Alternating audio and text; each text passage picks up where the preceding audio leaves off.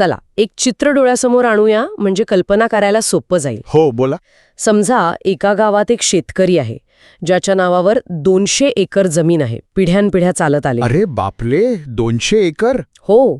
आणि त्याच गावात दुसरा एक शेतकरी आहे जो दिवस रात्र दुसऱ्याच्या शेतात राबतोय, पण ज्याच्या नावावर 1 इंचही जमीन नाही.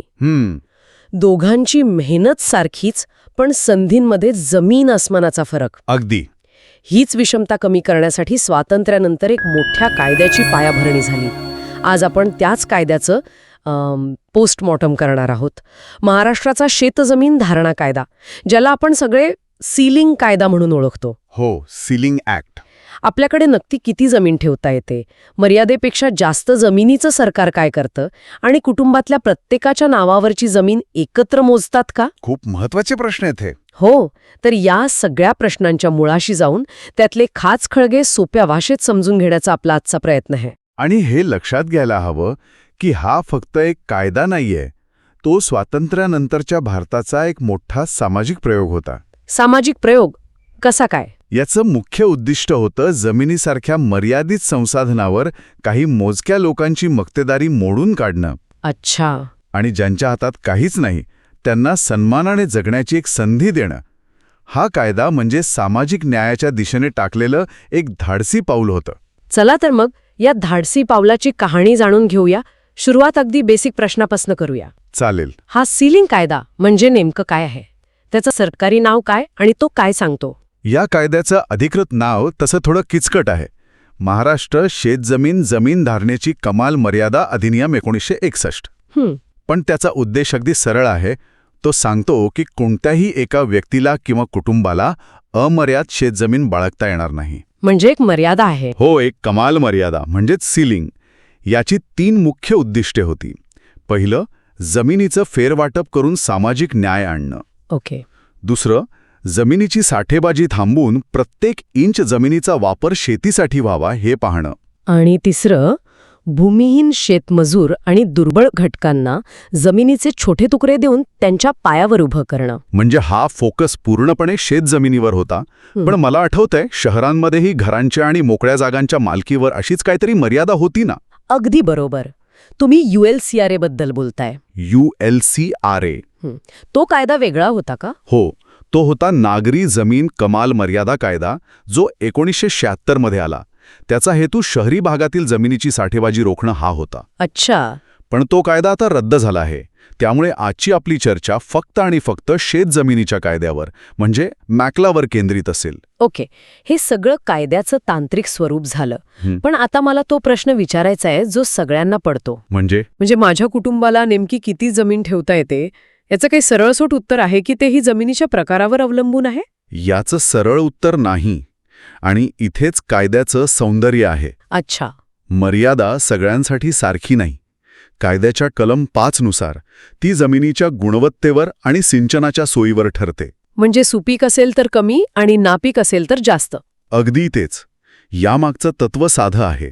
जमीन जेवढी सुपीक आणि बागायत तेवढी मर्यादा कमी. उदाहरणार्थ, ज्या जमिनीला पाण्याची सोय नाही म्हणजे जी पूर्णपणे पावसावर अवलंबून आहे, अशी कोरडवाहू जमीन तुम्ही 54 एकरपर्यंत ठेवू शकता. 54 एकर हा आकडा कुठून आला? यामागे काही विचार होता का? हो, नक्कीच. आता गंमत म्हणजे हा आकडा कुठून आला तर त्या काळातल्या अंदाजानुसार एका कुटुंबाला सन्मानाने जगण्यासाठी कोरडवाहू शेतीतून वर्षाला किती उत्पन्न मिळू शकेल यावर हे गणित आधारलेलं होतं. इंटरेस्टिंग. आजच्या काळात ते गणित पूर्णपणे बदललं आहे, पण कायद्यातला तो आकडा तसाच राहिला आहे. आणि बागायती जमिनीचं काय? आता जर तुमच्या जमिनीला वर्षातून एका पिकासाठी पाण्याची सोय असेल तर ही मर्यादा थेट 18 ते 27 एकरपर्यंत खाली येते. बापरे, थेट निम्म्याहून कमी? हो. आणि जिथे 12 माही पाण्याची सोय आहे म्हणजे वर्षातून 2-3 पिकं घेता येतात, तिथे तर फक्त 10 ते 18 एकर जमीन ठेवता येते. इथेच खरी मेख आहे. म्हणजे लोक जमीन वाचवण्यासाठी कुटुंबातल्या वेगवेगळ्या सदस्यांच्या नावावर वाटून टाकू शकतात. बरोबर. समजा मी 10 एकर माझ्या नावावर, 10 पत्नीच्या आणि 10 मुलाच्या नावावर ठेवली तर कायदा इतका भोळा आहे का? अजिबात नाही. कायद्याने या सगळ्या शक्यतांचा आधीच विचार केलाय. इथे कुटुंब युनिट ही संकल्पना येते. कुटुंब युनिट ते काय असतं? कायद्यानुसार कुटुंब युनिट म्हणजे पती, पत्नी, त्यांचे अज्ञान मुलगे आणि अविवाहित अज्ञान मुली ओके. या सगळ्यांच्या नावावर असलेली जमीन ती देशात कुठेही असो ती एकत्र मोजली जाते आणि मग त्यावर सीलिंगची मर्यादा लावली जाते. अच्छा, म्हणजे नावापुरतं विभाजन करून काहीही फायदा होत नाही. वाह. पुरेपूर. इतकंच नाही तर एक गमतीशीर तरतूद आहे. जमीन वाचवण्यासाठी होणारे बनावट घटस्फोट रोखण्यासाठी कायद्यात स्पष्ट लिहिलंय की 26 सप्टेंबर 1970 या तारखेनंतर झालेले घटस्फोट जमीन मोजताना ग्राह्य धरले जाणार नाहीत. अरे वा, म्हणजे त्या तारखेनंतरचे घटस्फोट ग्राह्य नाहीत. हो. मला एक किस्सा आठवतोय. एका प्रकरणात जमीन वाचवण्यासाठी एका 80 वर्षांच्या आजोबांनी कागदोपत्री घटस्फोट घेतला होता. पण कायदा अशा हुशारीला भीक घालत नाही. मात्र कुटुंबात जर 5 पेक्षा जास्त सदस्य असतील तर प्रत्येक अतिरिक्त सदस्यासाठी मूळ मर्यादेच्या 1/5 जमीन जास्त ठेवण्याची मुभा आहे.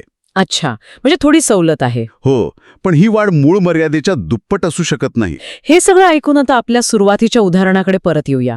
तो जो 200 एकरवाला शेतकरी होता, त्याचं काय झालं असेल? समजा त्याची जमीन कोरडवाहू असली तरी कायद्यानुसार त्याच्या 54 एकरच्या वरची जवळजवळ 146 एकर जमीन अतिरिक्त ठरली असणार, बरोबर? अगदी बरोबर. आणि तीच 146 एकर जमीन अतिरिक्त जमीन म्हणजे सरप्लस लँड म्हणून घोषित केली जाते. आणि एकदा का ती अतिरिक्त म्हणून जाहीर झाली की कायद्याच्या भाषेत ती शासनाकडे निहित होते. सोप्या भाषेत सांगायचं तर तिचा मालकी हक्क थेट सरकारकडे जातो. म्हणजे मूळ मालकाचा हक्क संपतो? पूर्णपणे संपतो. त्याला नियमाप्रमाणे काहीतरी मोबदला मिळतो, पण जमिनीची मालकी मात्र जाते. आणि मग ह्या 146 एकर जमिनीचं सरकार काय करतं? ती कोणाला मिळते? याचं काही प्राधान्यक्रम ठरलेला आहे का? हो, आणि इथेच कायद्याचा सामाजिक न्यायाचा आत्मा दिसतो. कलम 27 नुसार वाटपाचा एक स्पष्ट प्राधान्यक्रम आहे. तो काय आहे? पहिला हक्क मिळतो त्या लोकांना जे पूर्वी त्याच जमिनीवर कूळ म्हणून काम करत होते, पण नंतर भूमिहीन झाले. अच्छा, म्हणजे त्यांना पहिलं प्राधान्य. हो. त्यानंतर एकूण अतिरिक्त जमिनीपैकी तब्बल 50% जमीन ही अनुसूचित जाती, अनुसूचित जमाती, विमुक्त जाती आणि भटक्या जमातींमधील भूमिहीन व्यक्तींसाठी राखीव ठेवली जाते. 1 मिनिट, मला इथे थांबवा. हे 50% आरक्षण हे कागदावर तर खूपच प्रभावी दिसतंय. आहेच. पण प्रत्यक्षात ही जमीन खरंच त्या लोकांपर्यंत पोचली का? की वाटपातही काही अडथळे आले? तुम्ही अगदी अचूक मुद्दा पकडलाय. कागदावरची योजना आणि प्रत्यक्षातली अंमलबजावणी यात खूप मोठं अंतर राहिलं. म्हणजे अनेक ठिकाणी राजकीय हस्तक्षेप, अधिकाऱ्यांची उदासीनता आणि मूळ जमीनदारांनी निर्माण केलेले अडथळे. यामुळे आरक्षणाचा पूर्ण फायदा गरजूंपर्यंत पोहोचलाच नाही. पण कायद्याचा उद्देश मात्र अत्यंत उदात्त होता. आणि या आरक्षित गटानंतर कोणाचा नंबर लागतो? यानंतर भूमिहीन मजूर, माजी सैनिक आणि ज्यांच्याकडे खूप कमी जमीन आहे असे लहान शेतकरी यांचा नंबर लागतो. ठीक आहे. समजा आपल्या उदाहरणातल्या भूमिहीन शेतकऱ्याला यातून 5 एकर जमीन मिळाली, तर त्याला ती फुकट मिळते का? नाही. मग आणि तो लगेच तिचा मालक बनून ती विकू शकतो का? नाही. इथेच एक महत्वाची अट आहे. ही जमीन फुकट मिळत नाही. लाभार्थ्याला सरकारने ठरवलेली एक भोगवटा किंमत हप्त्यांमध्ये भरावी लागते. ओके. आणि त्याहून महत्वाचं म्हणजे ही जमीन त्याला भोगवटादार वर्ग 2 म्हणजे ऑक्युपंट क्लास 2 म्हणून मिळते. भोगवटाधार वर्ग 2 याचा अर्थ काय?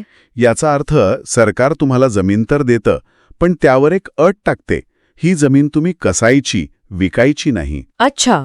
हे म्हणजे सरकारने तुम्हाला गाडी वापरायला दिली आहे, पण विकण्याचा अधिकार दिलेला नाही. तुम्हाला ती विकायचीच असेल तर आधी सरकारची म्हणजे जिल्हाधिकाऱ्यांची परवानगी काढावी लागते. पण हा नियम का ठेवला असेल? यामागे एक स्पष्ट विचार आहे. ज्या भूमिहीन व्यक्तीला पहिल्यांदाच जमीन मिळाली आहे त्याने पैशाच्या मोहापायी किंवा दबावाखाली ती लगेच विकू नये. बरोबर. त्याने शेती करून स्वतःच्या पायावर उभं राहावं. हा कायद्याचा मूळ उद्देश सफल व्हावा यासाठी हे बंधन गरजेचं आहे. म्हणजे कागदावर कायदा अगदी चोख दिसतोय, पण कुठलाही कायदा त्याच्या अंमलबजावणीवर ओळखला जातो. बरोबर. प्रत्यक्षात काय घडलं? याच्या अंमलबजावणीत काय आव्हानं होती? प्रत्यक्षात मोठा संघर्ष होता.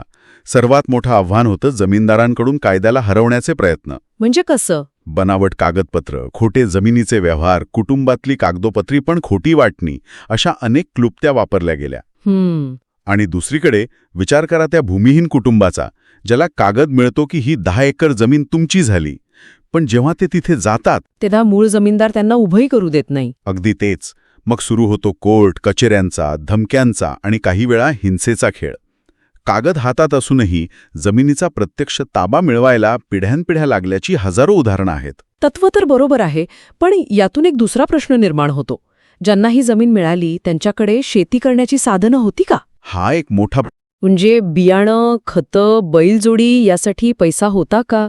की फक्त जमिनीचा तुकडा देऊन प्रश्न सुटला असं मानलं गेलं? या योजनेचा एक मोठा कमकुवत दुवा होता.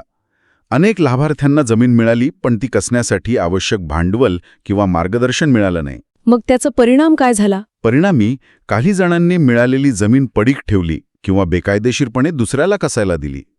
तर काही तज्ज्ञांच्या मते याचा एक आर्थिक परिणामही झाला. आर्थिक परिणाम तो कसा? मोठ्या सलग जमिनीचे लहान लहान तुकड्यांमध्ये विभाजन झाल्याने शेतीची कार्यक्षमता म्हणजे एफिशियन्सी ऑफ स्केल कमी झाली. अच्छा. म्हणजे मोठ्या ट्रॅक्टरने नांगरता येणाऱ्या 100 एकराचे 5-5 एकराचे 20 तुकडे झाले, ज्यामुळे आधुनिक तंत्रज्ञानाचा वापर करणं अवघड झालं. म्हणजे सामाजिक न्यायाच्या उद्दिष्टापायी आर्थिक कार्यक्षमतेशी तडजोड झाली असं काहीसं चित्र दिसतंय. हो, असं म्हणता येईल. काळानुसार कायद्यात बदल होणं साहजिक आहे. या कायद्यात अलीकडे काही महत्वाचे बदल झाले आहेत का? हो, 2023 मध्ये एक महत्वाची सुधारणा झाली आहे. काय आहे ती? यानुसार समजा पूर्वी एखादी शेतजमीन औद्योगिक वापरासाठी सरकारने घेतली असेल, पण तिथे उद्योग उभा राहिला नाही आणि ती जमीन मूळ मालकाला परत मिळाली, हो, तर ती वर्ग 2 मधून वर्ग 1 मध्ये रूपांतरित करण्याची प्रक्रिया सोपी करण्यात आली आहे. वर्ग 1 म्हणजे ज्यावर विक्रीचे निर्बंध नाहीत अशी जमीन. अगदी बरोबर.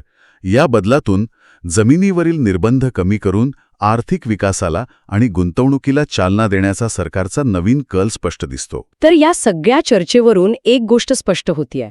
सीलिंग कायदा हा केवळ जमिनीच्या आकड्यांचा खेळ नव्हता आणि नाहीये. नाहीच.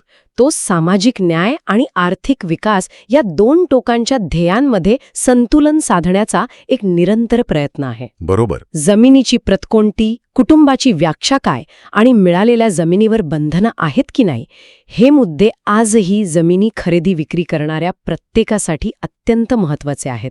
अगदी बरोबर. आजच्या चर्चेचा सार काढायचा झाला तर 3 गोष्टी लक्षात ठेवायला हव्यात. कोणत्या? 1. तुमच्याकडे किती जमीन असू शकते हे तुमच्या जमिनीच्या प्रकारावर अवलंबून आहे. 2. तुमच्या कुटुंबाची जमीन एकत्र मोजली जाते, त्यामुळे कागदोपत्री विभाजन करताना 100 वेळा विचार करा. आणि 3. आणि सगळ्यात महत्त्वाचं, सरकारने वाटप केलेली जमीन खरेदी करत असाल तर ती वर्ग 1 आहे की वर्ग 2 हे तपासल्याशिवाय व्यवहार करू नका. नाहीतर मोठी कायदेशीर अडचण येऊ शकते. हो, नक्कीच. आणि जाता जाता श्रोत्यांसाठी एक विचार सोडून जाते.